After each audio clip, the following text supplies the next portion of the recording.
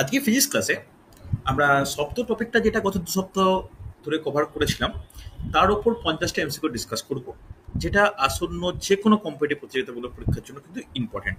Question খুব ভালো করে দেখবে, কঠিন সহজ মেশানো কোশ্চেন আছে। দেখে নাও আজকের প্রথম কোশ্চেন কি বলেছে।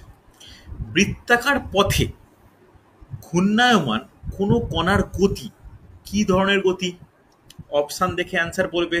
সরল দোলগতি, পর্যায়বৃত্ত গতি, কম্পনশীল গতি, কোনোটিই নয়। কি মনে হয়? অপশান মানে পর্যায়বৃত্ত। আচ্ছা, আনমিউট করে প্রত্যেকে অ্যান্সার দিও, ডিসকাস হোক, অসুবিধা নেই। কি হবে? বৃত্তাকার পথে সমদ্রুতিতে ঘূর্ণায়মান কোনো কণার গতিকে কি বলা হয়? হুম, বাকিটা অ্যান্সার করো। শুভজিৎ বলবে, সৌমি বলবে সরল দোলগতি, পর্যাবৃত্ত গতি, কম্পনশীল গতি, কোনোটিই নয়। আমি আর কারো ভয় শুনতে পাচ্ছি না। শুভজিৎ বড্ড স্লো শোনাচ্ছে, আস্তে শোনাচ্ছে। পর্যায়বৃত্ত গতি, একদমই তাই, ভেরি গুড।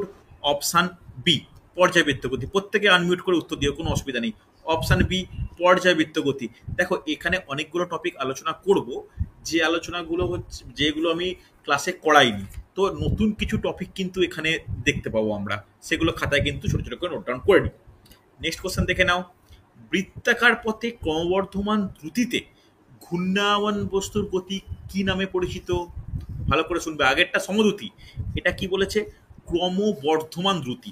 তাহলে আস্তে আস্তে দ্রুতিটা বৃদ্ধি পাচ্ছে, তাহলে এই ধরনের কোনো ঘূর্ণায়মান বস্তুর গতি কি ধরনের গতি হবে? সরল দোলক গতি, পর্যাবৃত্ত গতি, কম্পনশীল গতি, কোনোটাই নয়। কি মনে হয় কি হওয়া উচিত?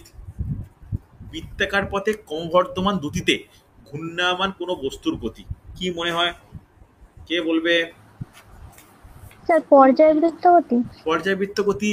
আগের ক্ষেত্রে আমি কি দেখলাম, আগের ক্ষেত্রে কি অ্যান্সার করলাম, যে বৃত্তাকার পথে সমদ্রুতিতে, মানে একই দ্রুতিতে ঘূর্ণায়মান কোনো কণার গতি।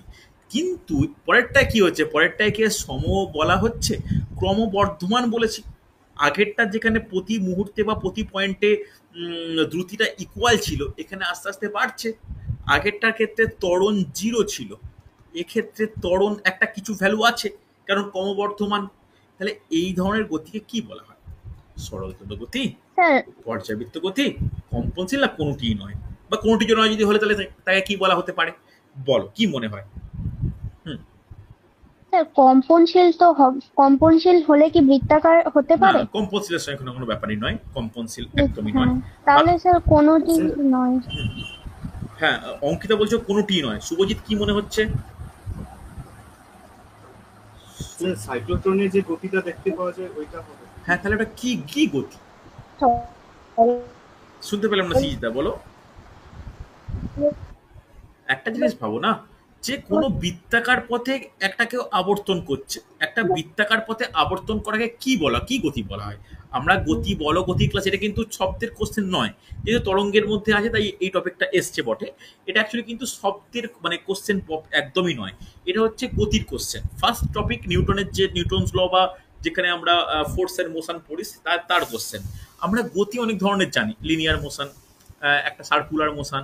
তাহলে একটা আমরা ধর ভাবো না, একটা তুমি বাইক চালাচ্ছ বা স্কুটি চালাচ্ছ, তার চাকা তো ঘুরছে, তার কি দ্রুতিটা প্রত্যেক মুহূর্তে একই নাকি? তুমি বাড়াচ্ছ, কমাচ্ছ, বাড়ছে, কমছে। তাহলে এই রকম যদি ক্রমবর্ধমান কোনো কিছু হয়, বাড়ে কমে তাই হোক, যেখানে ত্বরণ একটা ভ্যালু আছে, তাকে কি বলতে পারি? তাকে বলতে পারি বৃত্তাকার গতি। হ্যাঁ কি না? এর থেকে তো কঠিন করে ভাবার কি আছে? নর্মাল বৃত্তাকার গতি, যাকে আরো স্পেসিফিক বাংলায় সার্কুলার মোশন বা আবর্ত গতি বলতে পারি। যার ক্ষেত্রে অ্যান্সার কি হবে? অপশান ডি হবে, যে কোনোটিই নয়। এখানে পর্যায়বৃত্ত গতির কোনো ব্যাপার আসছে না। হ্যাঁ কি না? হয়েছে। চলো নেক্সট কোশ্চেন দেখো, খুব ভালো কোশ্চেন। এটা কিন্তু ডাব্লিউবিসিএস প্রিলিমিনারি প্রিভিয়াস কোশ্চেন। কি বলেছে দেখো, বিগত বছর 2004 সালে কোশ্চেনটা এসছে। অনুদৈর্ঘ্য তরঙ্গে মাধ্যমের কণাগুলির কম্পন তরঙ্গতির অভিমুখের সঙ্গে অগ্রসর হয় কিভাবে? সমান্তরালে, সমকোণে, সমান্তরালে। যে কোনো কোণে, কোনোটিই সমান্তরাল। নয়। দেখো এখানে কার ক্ষেত্রে বলেছে, কার ক্ষেত্রে বলেছে? অনুদৈর্ঘ্য তরঙ্গ। আমি ক্লাসে নোট ডাউন করেছিলাম, অনুদৈর্ঘ্য তরঙ্গের ক্ষেত্রে কি হয় বলা যাবে? কি হতে পারে বলো? অনুদৈর্ঘ্য অপশন এ, তরঙ্গ। অপশান এ, সমান্তরালে। সমান্তরালে। আর সমকোণে বা লম্ব হবে কার ক্ষেত্রে হয়?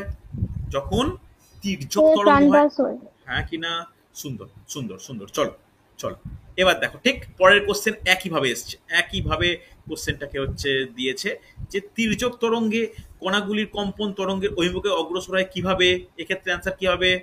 অপশন বি, সমকোণে। সমকোণে। মনে সমকোণে। রাখো একদম বেসিক থেকে এসছে, একদম বেসিক কোশ্চেন। ওকে, চল নেক্সট। স্বাভাবিক কম্পনে কোন রাশিটির পরিবর্তন হয় না? শুভজিৎ অ্যান্সার দেবে। কোন ফিজিক্যাল কোয়ান্টিটির কোনো চেঞ্জই হয় না নর্মাল কোনো কম্পনে? কে বলবে? গতিবেগ, স্যার বিস্তার। ত্বরণ, বিস্তার, দশা। খুব ভালো কোশ্চেন, একদম কোর কোশ্চেন। কে বলবে? যে কে অ্যান্সার বলতে পারে? স্যার বিস্তার হবে। প্রিয়াঙ্কা, শুভজিৎ। সুজিতের ভয়েসটা একটু কেটে কেটে আসছে, বড় হাস্কি ভয়েস লাগছে। একটু হ্যাঁ। মাইক অসুবিধা রয়েছে। এবার ঠিক আছে, এবার ঠিক আছে, এইভাবে বলো। হ্যাঁ এবার বলো। স্যার কি কোনটা কোনো চেঞ্জ কম্পাঙ্ক হয়? পরিবর্তিত হয় না। হ্যাঁ কম্পনে বুঝলাম, কিন্তু এই অপশন ভিত্তিতে বলো যে ভেলোসিটি, অ্যাক্সেলারেশন, অ্যামপ্লিটিউড না ফেজ, কোনটা? সৃজিতা কি মনে হয়? দিশা, প্রিয়াঙ্কা, তোমরা মোটামুটি টপিকগুলো ভালো করে ক্লাস বিস্তার। করেছো। কি হবে? ভেরি গুড অ্যান্সার, বিস্তারে কোনো পরিবর্তন হয় না। হ্যাঁ কি না? খুব ভালো, মনে রাখো এটা। ঠিক আছে, এবছর এনটিপিসিতে এই কোশ্চেনটা এসছে, এটা আলোচনা চলছে। এটা আমি ক্লাসে লিখিয়েছিলাম, একদম সহজ কোশ্চেন। তরঙ্গ দৈর্ঘ্য, তরঙ্গ বেগ আর কম্পাঙ্কের মধ্যে সম্পর্ক দেখে নাও, ডাইরেক্ট কোশ্চেন দিয়ে দেয় খুব তাড়াতাড়ি। Nu lambda. Option A, option A বলছো nu is equal to V into lambda. আচ্ছা, আর কেউ? ফর্মুলাটা কি হয়? এটা আমি তো করেছিলাম, এ তো সহজ জিনিস, এটা তো না পারা কোনো মানে হয় না। এটা অ্যাকচুয়ালি এটা কি হয় যে বেগ ইজ ইকুয়াল টু কম্পাঙ্ক গুণিত তরঙ্গ দৈর্ঘ্য। হ্যাঁ কি না? বেগ ইজ ইকুয়াল টু কম্পাঙ্ক ইন্টু তরঙ্গ দৈর্ঘ্য। তাহলে এখানে অ্যান্সার কি হতে পারে? বেগ বলতে কোনটা? বেগ হচ্ছে ভি, তাহলে V is equal to nu into lambda. তাহলে V is equal to nu into lambda. এরকম কোনো অপশানে আছে? এটা কিন্তু নিউ, খেয়াল রেখো অঙ্কিতা। তাহলে এখানে এটা বলতে পারি যে lambda is equal to, lambda is equal to V by nu. তোমাদের একটু মানে চিহ্নে বুঝতে অসুবিধা হচ্ছে, তাহলে এক্ষেত্রে অ্যান্সার কি হবে? অপশান সি হবে। ভালো করে দেখো, বুঝতে পারলে কিনা। দেখো তরঙ্গ বেগকে কিন্তু ভি দ্বারা প্রকাশ করে, এটা কিন্তু ভি, ঠিক আছে। আর এইটা হচ্ছে নিউ। ওকে, একটু একটু দেখতে হতে অসুবিধা হতে পারে। তাহলে অ্যান্সার কি? Option C. সহজ কোশ্চেন। নেক্সট কোশ্চেন দেখো, static GK type question. Ultrasonic শব্দের প্রতিধ্বনি ব্যবহৃত হয় কি মাপার জন্য? Static GK type option C সমুদ্র গভীরতা। সমুদ্রের গভীরতা বলছো। আর আর কিছু, আর কিছু, আর কি কোনো অ্যাপ্লিকেশন আছে এই আল্ট্রাসোনিক সাউন্ডের? বলা যাবে? একদম পারফেক্ট অ্যান্সার পেয়ে গেছি। আর কোনো অ্যাপ্লিকেশন? দেখো ইউএসজি তে ব্যবহার হয়। হ্যাঁ, বিভিন্ন বিভিন্ন তোমার চিকিৎসা ক্ষেত্রে কিন্তু ইউজ করা হয়। নেক্সট কোশ্চেন, এটা আমি আলোচনা করিনি। শক ওয়েভ সৃষ্টি হয় কি কারণে? আগে অ্যান্সার কেউ পারলে বলো, তারপর একটু ব্যাখ্যা করবো শক ওয়েভটা। এটা কিন্তু ক্লাসে আমার আলোচনা করা হয়নি। স্যার সুপারসনিক বিমানের জন্য বেগে। শব্দের বেগের চেয়ে আরো বেশি বেগে যায়। আচ্ছা, আর কেউ, আর কেউ, আর কেউ কিছু, আর কেউ, আর কারো কোনো ব্যাখ্যা আছে এটা নিয়ে? এটা কিন্তু খুব ভালো টপিক, এটা ডাব্লিউবিসিএস মেন থেকে কোশ্চেন এসছে। অ্যান্সার পেয়ে গেছি, সুপারসনিক বেগে বিমান গেলে এই শক ওয়েভ সৃষ্টি হয়। তাহলে এই শক ওয়েভ ব্যাপারটা কি? এই শক ওয়েভকে বেঙ্গলিতে মানে কি বলা হয় জানো? বাংলা জানতে হবে না, ঘাত তরঙ্গ বলা হয় শক ওয়েভকে। এটা কি ব্যাপারটা কি ভালো করে বুঝবে যে এটা একটা বিশেষ ধরনের তরঙ্গ, যার বেগ শব্দের বেগের থেকে বেশি হয়। ঠিক আছে, এটা কোনো বিশেষ সিচুয়েশনেই তৈরি হয়, তবে মাধ্যমের চাপ, তাপমাত্রা এবং ডেন্সিটি বা ঘনত্বের উপর কিন্তু এই শকওয়েভ ডিপেন্ড করে। তাহলে মনে রাখো, কখন এই তরঙ্গটা সৃষ্টি হয়? এই তরঙ্গ সৃষ্টি হয় যদি কোনো ক্ষেত্রে একটা মাধ্যমের বেগ শব্দের বেগের থেকেও বেশি হয়, তাকেই তো আমরা সুপারসনিক বলি। তাহলে সুপারসনিক বেগে কোনো বিমান গেলে তখন কিন্তু শকওয়েভের সৃষ্টি হয়। বুঝতে পারলে? হ্যাঁ কি না? এটা কিন্তু খুব ইম্পর্টেন্ট। আর একটা কোশ্চেন এসেছিল, একটু বলে দিই। আর একটা কোশ্চেন এসেছিল যে এই টপিক থেকে লিখে রাখতে পারো যে সনিক বুম, এই সনিক বুম কি? শুনেছো কেউ? যার বাংলা বেঙ্গলিতে বলা হয় কি জানো? বাংলায় বলা হয় শব্দাঘাত। এই সনিক বুম বা শব্দাঘাত কি? কারো কোনো আইডিয়া? দেখো এটা কিন্তু শক ওয়েভের একটা কি বলতে পারি, এ শক ওয়েভের একটা ফল, যেখানে বায়ু মাধ্যমে বস্তুর শব্দের বেগের থেকে গতিশীল হলে একটা মানে একটা মানে কি বলবো, একটা আমাদের শরীর মন বা কানের ক্ষেত্রে একটা সমস্যার সৃষ্টি হয়, যেটা গঠনমূলক বা কনস্ট্রাকটিভ ব্যতিচারের একটা এক্সাম্পল। এই ব্যতিচারটা পড়াইনি সত্যি কথা বলতে, ব্যতিক্ষণে এতটা ডেপথ লাগে না। তবে আমরা যখন কোনো ডাব্লিউবিসিএস মেন্স বা কোনো টাফ এক্সামের দিকে যাব, তখন এই সোনিক বুম বা এই ডপলার এফেক্ট, এই ছোট ছোট ব্যাপারগুলো পড়তে হবে। হ্যাঁ, কে কি একটা বলছিলে, বলো কি, কার কি প্রশ্ন? হ্যাঁ স্যার, হুম, বলছি স্যার, আল্ট্রাসনিকের শব্দটা তো 20 হার্জের বেশি হয়। কোনটা কোনটা কোনটা বলো। আল্ট্রাসনিক শব্দটা আমি এর কিন্তু আগের প্রশ্নটা আমি কিন্তু কতদিন বলেছিলাম, আমি কিন্তু এই আল্ট্রাসনিক সাউন্ডের কথা ডিটেলস আলোচনা করেছিলাম। বলো, আল্ট্রাসনিক সাউন্ডের ক্ষেত্রে কি হয়, আল্ট্রাসনিক সাউন্ডের ক্ষেত্রে কি হয়, 20 হার্জের বেশি হয়। কখন হয়? এটা হচ্ছে এটা প্রায় 20,000 হার্টজের থেকে কি হচ্ছে, মানে যথেষ্ট পরিমাণ বেশি থাকে। মানে এটা তাকেই তো আল্ট্রাসনিক বলা হয়, যে আমরা 20 থেকে 20,000 সেটাকে নর্মালি একটা রেঞ্জ বলি, আর 20,000 হার্টজ যেটাকে 20 কিলো হার্টজ বলি, এটাও কিন্তু মনে রাখতে হবে, 20 কিলো হার্টজ বলি। তার থেকে যদি কোনো কারণে তার বেশি হয়ে যায়, তখন সেটাকে বলি আল্ট্রাসনিক সাউন্ড। ঠিক আছে, চল নেক্সট। দেখো এটা খুব এটা এটা একটা অন্য টাইপের কোশ্চেন, এর মধ্যে চলে এসছে, একটু আলোচনাই করে যাক। যে একটি লোহার বল অনুভূমিকভাবে রাখা শক্তিশালী তড়িৎচুম্বকের দুটি মেরুর মধ্যে স্থাপন করলে কি হবে? এটা তড়িৎ শক্তির কোশ্চেন এর মধ্যে এসছে, বাট আমাদের আলোচনা করে নেওয়া দরকার যখন আছেই। কি বলছে দেখো, ভালো করে কোশ্চেনটা পড়ো। একটি ছোট লোহার বল অনুভূমিকভাবে রাখা একটি শক্তিশালী তড়িৎচুম্বকের দুটি মেরুর ঠিক মাঝখানে স্থাপন করলে কি হবে?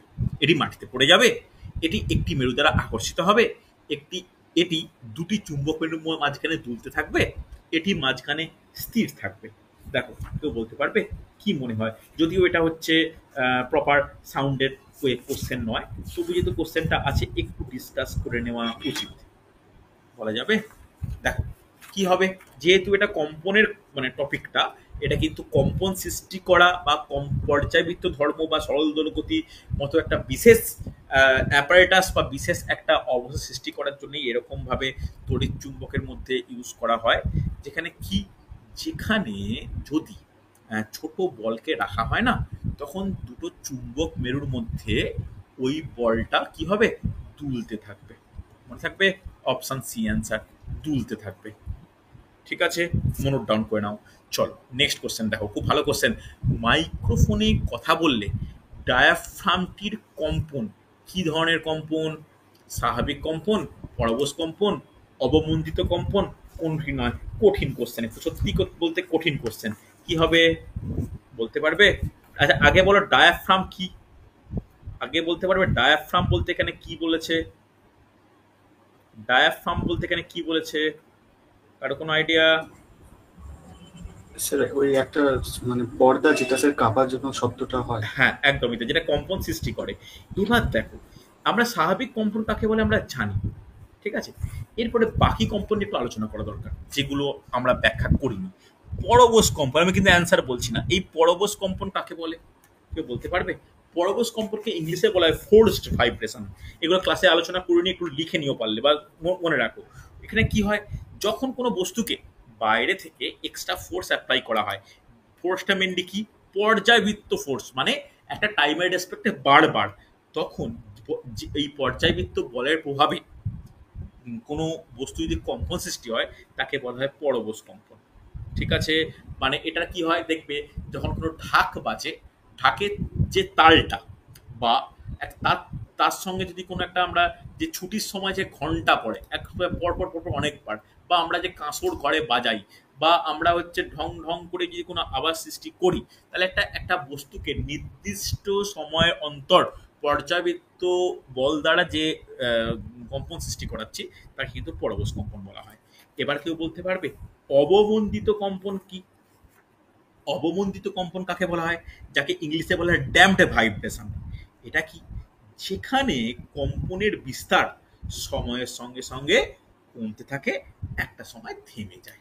মানে কি, একটা সময় থেমে যায় মানে কি, তুমি একটা পুকুরের জলে ঢিল ছুড়লে, একটা কম্পন সৃষ্টি হলো, যত দূরে যাচ্ছে কম্পনটা কি হচ্ছে, মিলিয়ে যাচ্ছে, একটা সময় পরে কম্পনটার অস্তিত্বই থাকে না, হ্যাঁ কি না?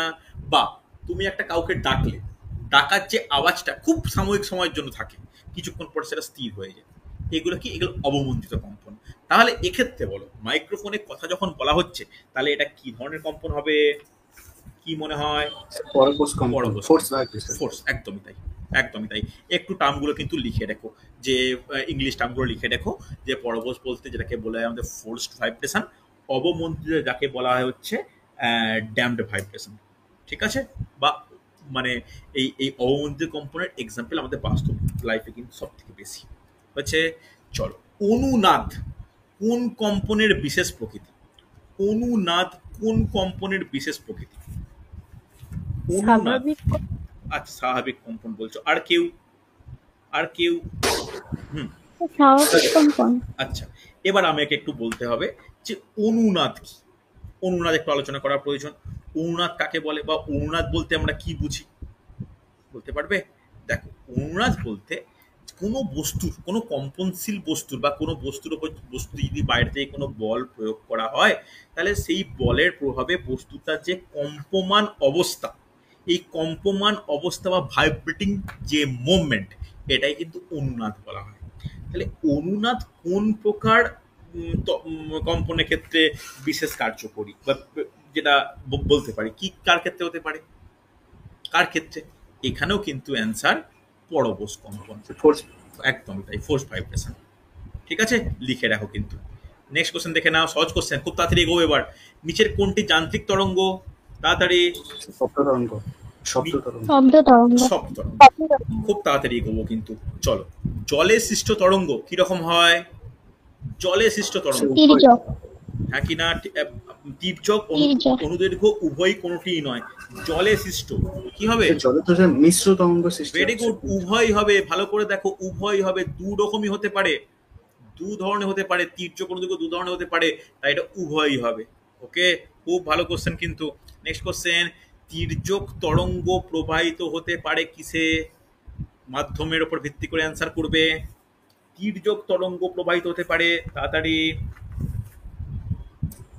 ভালো করে বলো। কঠিন, গ্যাসীয়, শূন্য সবটাই হয়। শূন্যতে হয়, কঠিন ও গ্যাসীয় হবে। কঠিন ও গ্যাসীয়। আর কারো কোনো অ্যান্সার? আর কারো কোনো অ্যান্সার?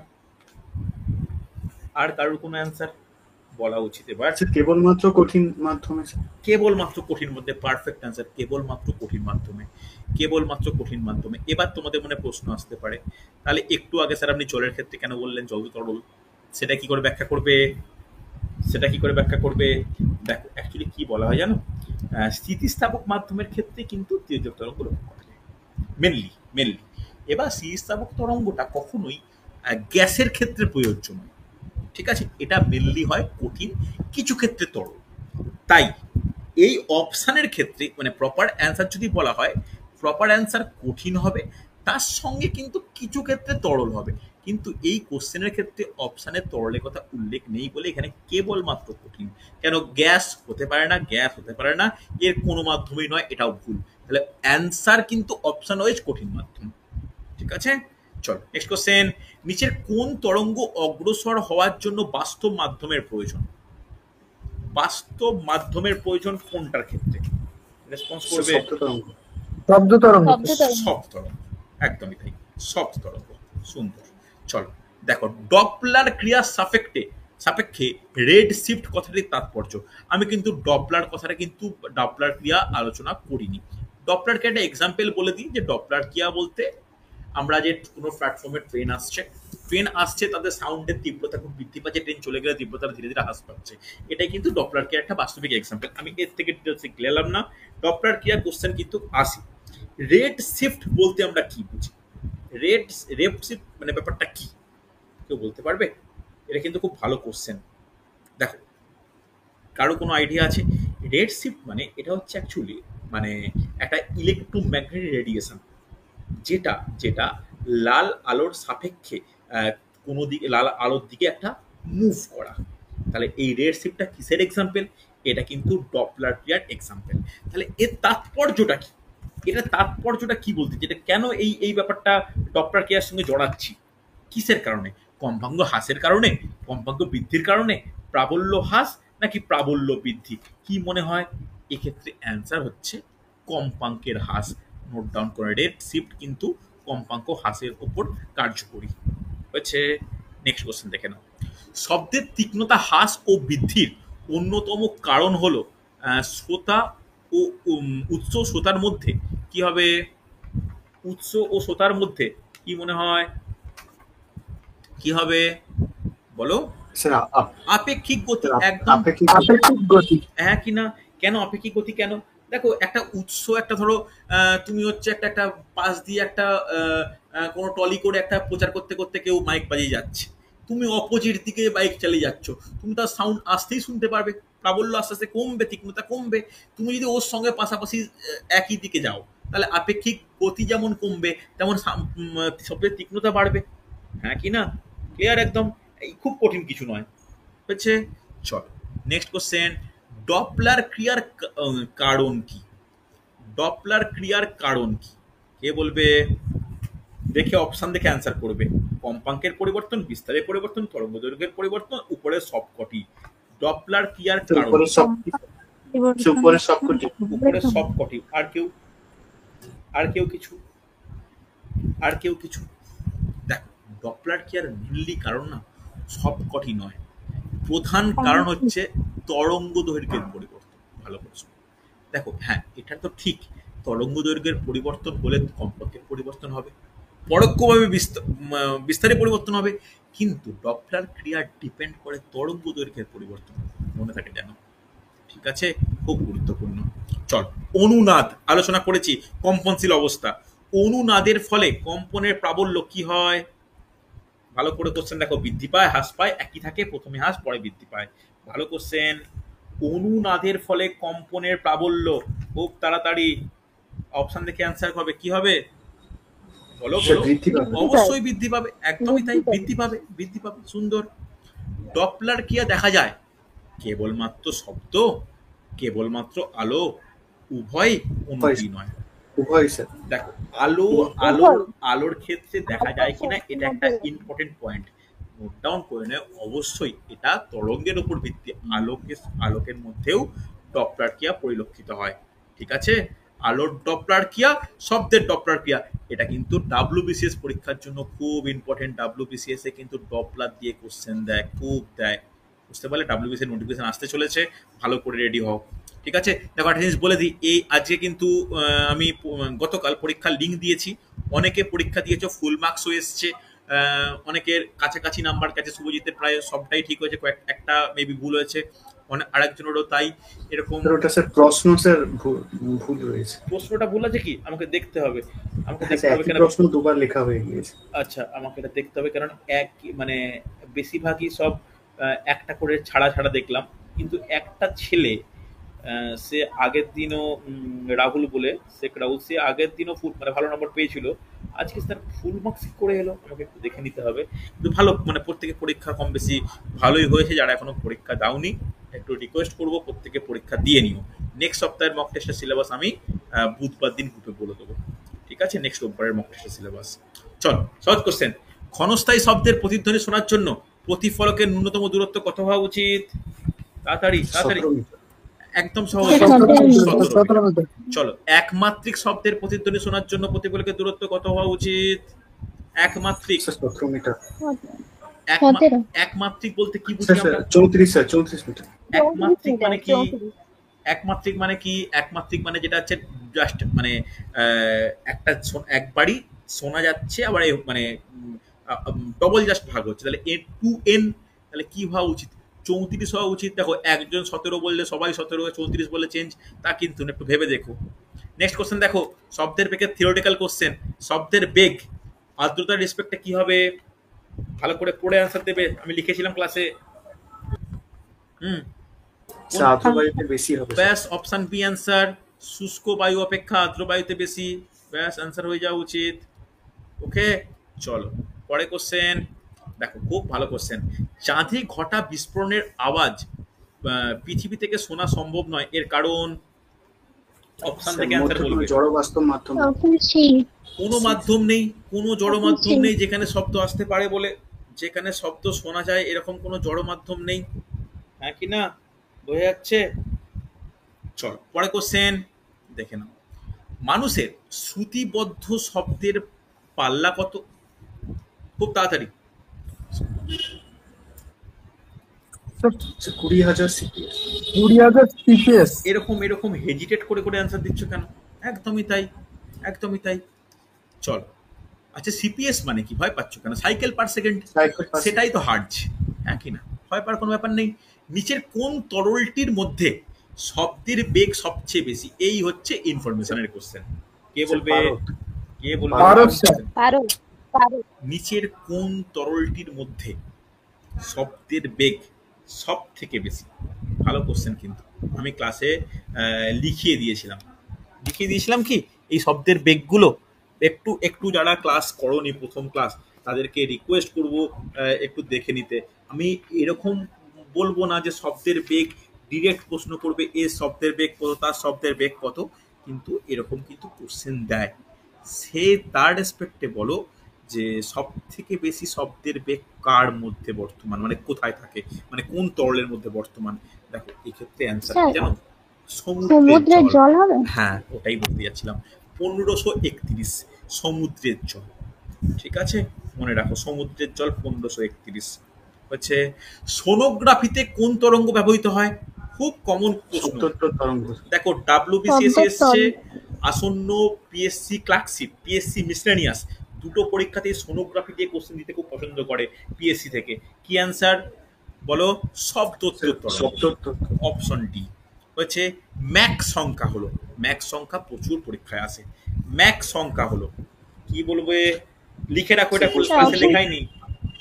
কি হবে? কোন বস্তুর বেগ শব্দের বেগের অনুপাত।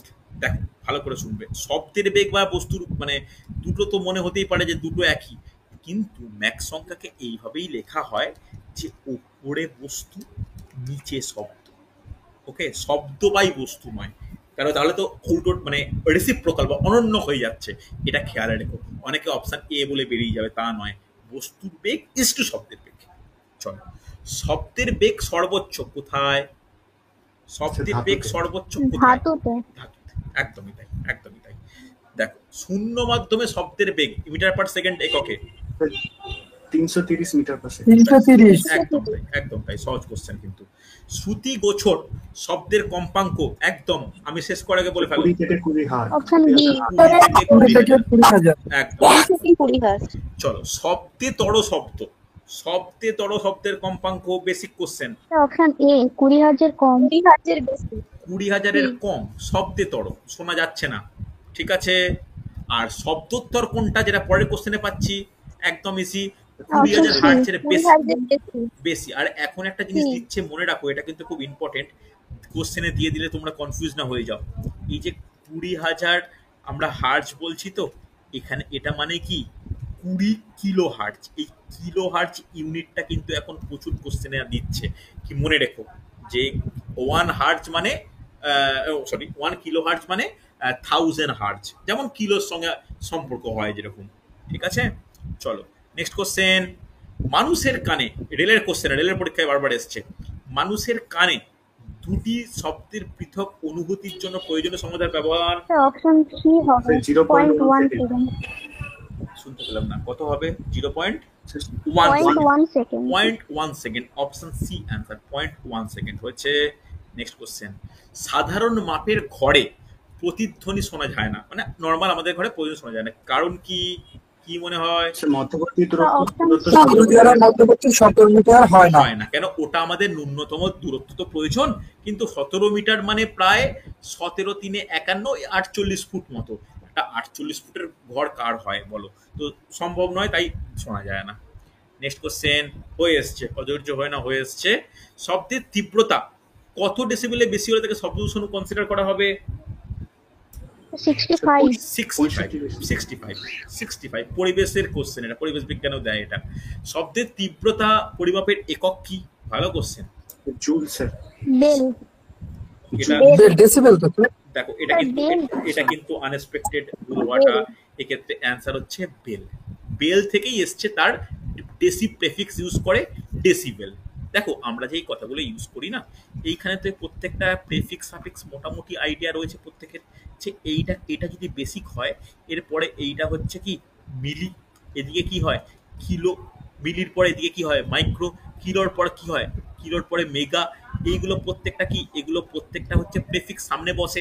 তেমনি এই যে কিলো থেকে মিলির মধ্যে কিলো, হেক্টো, ডেকা, ডেসি, এগুলো প্রত্যেকটা কি, এগুলো প্রত্যেকটা প্রেফিক্স কোনো ইউনিটের সামনে বসে তাকে হচ্ছে নতুন মাত্রা যোগ করে। আর প্রত্যেকটা ঘরের কত করে হয়, 10⁻³ করে প্রত্যেকটা ঘর হয়, হ্যাঁ কি না? আর এই ছোট ঘরগুলো কত করে, 10 করে, আমরা ছোটবেলা থেকে পড়ছি। এইগুলো কিন্তু কোশ্চেন দেয়, আমি ইউনিটের ক্লাসে করিয়েছিলাম, এইরকম কোশ্চেন দিয়ে দেয় যে ওয়ান, এই কোশ্চেনটা খুব পড়ে, এবছর রেলের এনটিপিসি শিফটেও পড়েছে, যে 1 পিকোমিটার ইজ ইকুয়াল টু কত কিলোমিটার, বা 1 মাইক্রোমিটার ইজ ইকুয়াল টু কত মেগামিটার। ওকে, এইগুলোর জন্য এরকম কনভার্সন জানা কিন্তু ইম্পর্টেন্ট। তাহলে বেল হচ্ছে তীব্রতা পরিমাপের একক, তার সামনে নর্মালি ডেসি ইউজ করে ডেসিবেল কথাটা ইউজ করা হয়। ওকে, চল দেখে নাও। তাপমাত্রা হ্রাস পেলে সূর্যলাকার উষ্ণতা কি হবে, উষ্ণতা কি হবে? স্যার হ্রাস পাবে। স্যার বেড়ে যাবে স্যার। আচ্ছা, একজন বলছো হ্রাস, একজন বলছে বৃদ্ধি। দেখো হচ্ছে আন্দাজে কিন্তু কেউ বলো না, এক্ষেত্রে অ্যান্সার না স্যার, হবে, ওটা স্যার ছোট হয়ে যায় স্যার, ওই কারণে। দেখো যেহেতু ধাতু যেহেতু। হ্যাঁ, তাহলে কি হবে, কম্পাঙ্কটা কি হওয়া উচিত, অবশ্যই বেড়ে যাবে, বৃদ্ধি পাবে। মনে থাকে যেন, তাপমাত্রা হ্রাস পেলে সূর্যলাকার কম্পাঙ্ক ইনক্রিজ করবে। ওকে, চল নেক্সট কোশ্চেন। কোনটি সুরযুক্ত শব্দের বৈশিষ্ট্য নয়? কোনটি সুরযুক্ত শব্দের বৈশিষ্ট্য নয়? কি হবে, কি মনে হয় বৈশিষ্ট্য নয়? স্যার বেগ স্যার। বেগ, ভেরি গুড। বেগ তো যে কোনো শব্দের বৈশিষ্ট্য, সেটা স্পেসিফিক্যালি যুক্তর ক্ষেত্রে কোনো ফ্যাক্টর করে না, বাকিগুলো কিন্তু সুরযুক্ত শব্দের বৈশিষ্ট্য। দেখো, সুরশলাকার একটি বাহু ভেঙে গেলে কি হবে, শব্দের তীব্রতা কমে, শব্দের তীব্রতা বাড়ে, শব্দের তীব্রতা একই থাকে, শব্দ উৎপন্ন হবে না। কি মনে হয় বলো, সুরশলাকার একটি বাহু ভেঙে গেলে কি মনে হয়, বলা যাবে? ভালো করে শোনো, শব্দের তীব্রতা বেড়ে যায়। নোট ডাউন করে নাও কিন্তু, এগুলো ছোট ছোট ওয়ান লাইনার লিখে নাও, এগুলো মানে খুব কাজে লাগবে, বুঝলে? চলো নেক্সট কোশ্চেন। দুটি বাদ্যযন্ত্র থেকে নিশ্চিত সমকম্পাঙ্কের দুটি স্বরকে পৃথক করা যায় কোন ধর্মের দ্বারা? স্যার জাতি স্যার। কোন ধর্মের দ্বারা? এটা কিন্তু ক্লাসে আমি আলোচনা করেছিলাম। ভেরি গুড, জাতি। জাতিকে ইংলিশে কি বলবো, গুণ বা জাতিকে? কোয়ালিটি। আর দুটো মানুষের ভয়েসের চেঞ্জ করা যায় কি কি কার রেসপেক্টে? স্যার তীক্ষ্ণতা, পিচ। চল নেক্সট। শিশুর গলার স্বর সাধারণত বয়স্ক মানুষের গলার স্বরের তুলনায় সুরেলা, এর কারণ কি মনে হয় হয়ে এসেছে? তীক্ষ্ণতা বেশি। কি মনে হয়? তীক্ষ্ণতা বেশি।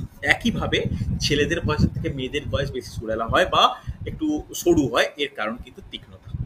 ওকে, নেক্সট কোশ্চেন। স্টেথোস্কোপ যন্ত্রে শব্দের যে ধর্মকে কাজে লাগানো হয় তা হলো প্রতিফলন। কি হবে? ভেরি গুড, প্রতিফলন। পারফেক্ট, প্রতিফলন। আর তিনটে কোশ্চেন বাকি আছে, দেখে নাও। শব্দের প্রাবল্য সনকের কম্পনের বিস্তারের সঙ্গে কি হয়? শব্দের প্রাবল্য সনকের কম্পনের বিস্তারের সঙ্গে কি হয়? প্রাবল্যের সঙ্গে বিস্তারে কি সম্পর্ক? নোট ডাউন করে নাও, বর্গের সমানুপাতিক। ঠিক আছে, লিখে নাও লাইনটা, এই জন্য কিন্তু এমসিকিউ ক্লাস করানো, বর্গের সমানুপাতিক। ওকে, চল।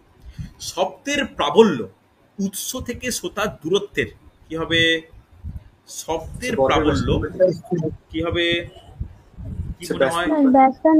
কি রকম ব্যস্তানুপাতিক? বর্গের ব্যস্তানুপাতিক। অপশন ডি, বর্গের ব্যস্তানুপাতিক। আছে, চলো নেক্সট কোশ্চেন। রাত্রিবেলায় শব্দ প্রাবল্য বাড়ে কারণ? রাত্রিবেলা অপশন থেকে অ্যান্সার করবে, তার ওরও নয়। কারণ বলা যাবে? রাত্রিবেলা কি স্যার, হয়? রাত্রিবেলা বায়ুর ঘনত্ব বাড়ে বলে। ভেরি গুড, সুন্দর অ্যান্সার। কারণটা কি? কেন ঘনত্ব বাড়ে? যদিও এটা এই চ্যাপ্টারের ব্যাপার নয়। আর্দ্রতা স্যার বেড়ে যায়। বায়ুতে দেখো এখানে একটু তাপের ব্যাপার বলতে হবে, রাত্রিবেলা বিকিরণ পদ্ধতি চলতে থাকে, তাই ভূপৃষ্ঠ সংলগ্ন উষ্ণতা মানে আস্তে আস্তে কমতে থাকে। কমতে থাকার কারণে কি হয়, যত জলীয় বাষ্পগুলো আস্তে আস্তে ভূপৃষ্ঠগুলো জমা হয়ে থাকে, তাহলে ওইখানে বায়ুর ঘনত্ব বৃদ্ধি পায়, শব্দ প্রাবল্য ঘনত্বের সঙ্গে সমানুপাতিক। চলো, আজকে শেষ প্রশ্ন। শব্দেতর শব্দ শুনতে পায় কোন প্রাণী? তিমি। কোন প্রাণী তিমি। শুনতে পায়? ভালো কোশ্চেন, দেখো GK oriented question, very good. তিমি শুনতে পায়। ঠিক আছে, দেখো মোটামুটি আমি 50টা কোশ্চেন ডিসকাস করলাম, অনেকগুলো ছোট ছোট পয়েন্ট আলোচনা করা হয়েছে। আমি নেক্সট সপ্তাহে সায়েন্সের পরীক্ষা নেব না, পরে আবার সায়েন্সের পরীক্ষা নেব। তো নেক্সট সপ্তাহে কেমিস্ট্রি আর একটা টপিক আমি শুরু করব,